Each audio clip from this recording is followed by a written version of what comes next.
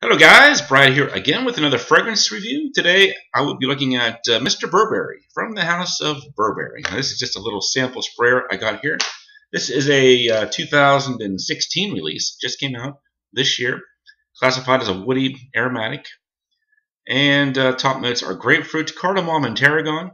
Middle notes are birch leaf, nutmeg, and cedar.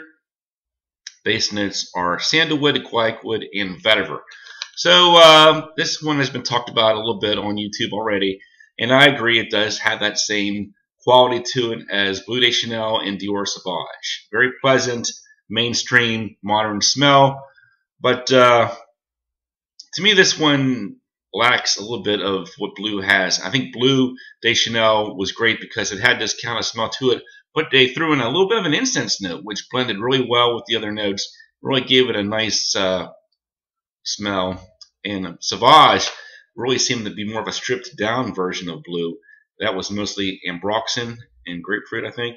So it kind of also had that same Bleu quality to it, but it did lack the incense, maybe some of the other notes. Now this one, it does try to do what Dior Sauvage and Bleu de Chanel did before, but they added some other notes. You see tarragon mentioned, which is an herbal note. Kind of gives it maybe a little bit of a old school classy edge to it with the other notes, more of a throwback quality to it than maybe Bleu or Sauvage. But really, you know, it's basically that Bleu de Chanel or Dior Sauvage smell that you're going to get. Any tarragon is pretty subtle. Now, I did recall at work wearing this maybe after 30 minutes to an hour in. I did pick up on something kind of herbal, but it didn't smell very pleasant to my nose. It kind of had like a screechy chemical quality to it. So even though there's herbal in here, it's not adding anything too special. Maybe if they would have used a different herbal note like rosemary or something, who knows, it could have been more special or something. I don't know. It just didn't seem like it fit in right to my nose.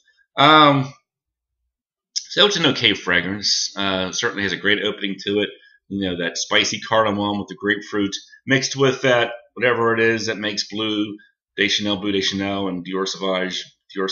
And maybe it's an ambroxan molecule, very pleasant mall type scent. If you're into that kind of thing, doesn't really bring anything too new to the equation. The tarragon note didn't really make it any special, in my opinion. I think what's going to make this fragrance notable is that it's probably much more likely to be discounted over time than Sauvage or Bleu. Now, I saw $88 for the 100 ml when I researched this, but I think when I checked later, it was already dropping down in price. So yeah, if you can get a bottle of this for about $30, $40, it might be worth checking out. I wouldn't pay much more than that. Stick with Bleu or Sauvage.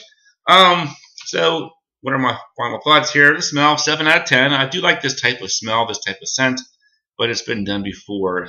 So that's why the uniqueness probably gets about a 4 out of 10. Projection longevity, okay, 7 out of 10. Versatility, very versatile, work to work. I think even a date situation, I think it's sexy enough that you could wear it out, you know, for an evening out, a dinner date, or whatever. Overall, you give it 6.5 out of 10. Stick to Bleu, I think, if you're looking for a scent like this. But for some reason, you can't really afford or justify the cost point of Bleu. You know, this one's a cheaper alternative. Doesn't have that incense quality to it. I don't think it has the same compliment factor either. I didn't get any compliments on this one. I do remember getting at least one great compliment on Bleu. So keep that in mind as well. It does make a difference, I think. But yeah, that's my thoughts on Mr. Burberry. Thanks for watching, and I'll talk to you guys later.